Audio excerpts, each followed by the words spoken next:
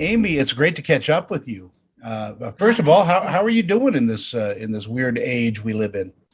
Yeah, I'm doing okay. I was just thinking it is a different time. I have a bit of a cold and I'm going to be going to get tested today. It's like every time you get a cold now, you got to find out whether you just have a cold or if you have COVID. Yes.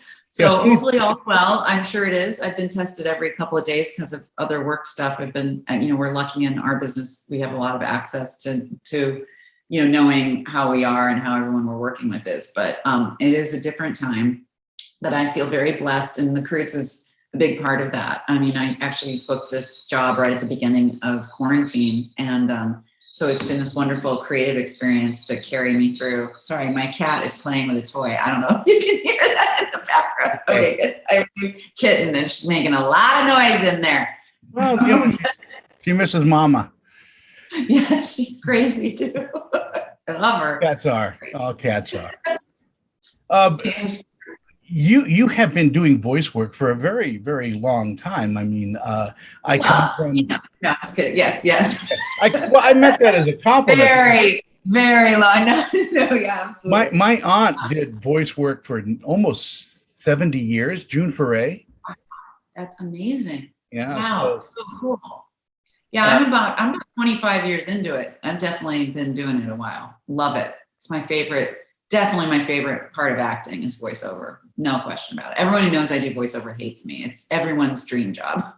Yeah, because everybody wants to do it, and not every. Yeah, because you can just wear whatever. It takes an eighth of the time of on-camera work. It's delightful people. It's a much less competitive, weird. There's not a lot of drama. It's interesting when you take away your physical appearance, how much things become less stressful for actors. So it's a dream job for sure. And being Ugg in the Croods family tree, it's got to be a dream job as well.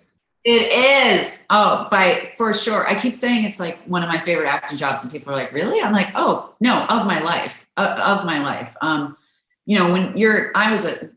old enough that I woke up every Saturday morning. That was the only time we got to have cartoons, and I would watch the Flintstones every Saturday morning, and I feel like I'm getting to be a part of the modern day version of that classic. And the films were so incredible, and I cannot believe the quality of writing and animation on this series. I truly just feel so lucky to get to be a part of an ongoing character in animation.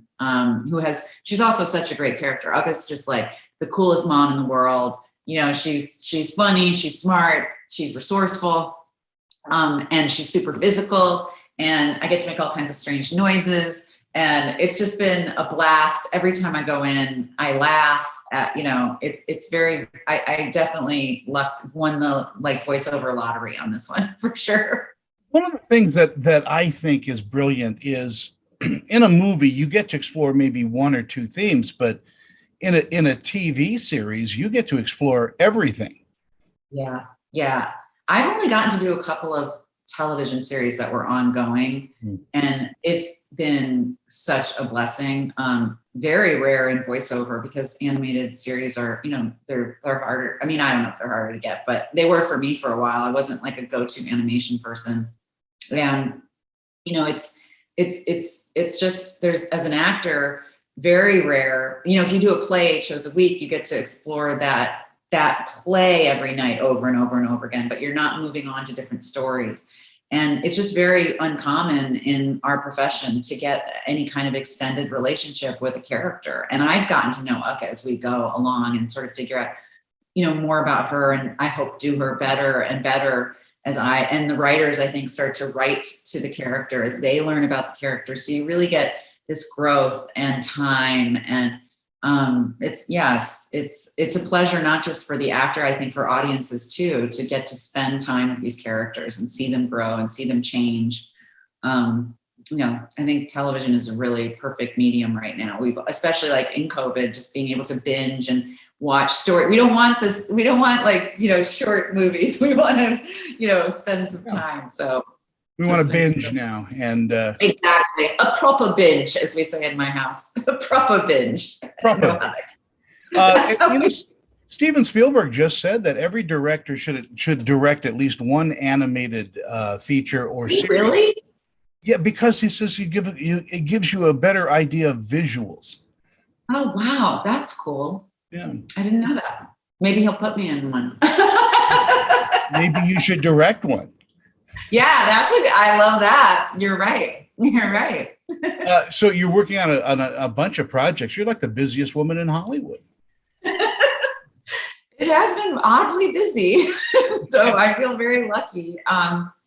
Yeah, I don't know what all is like I'm allowed to talk about that's actually happening, but probably the most exciting news for me is that Your Honor, which I did this year as well, I got a second season. So I'm very excited about that. And yeah, coming up in some movies and recurring on some other shows. And it's been a really, and some other animation projects, which I won't mention because, but feel very blessed to, to buck the odds for a woman of a certain age in Hollywood and to be getting to work a lot. It's been really, really nice.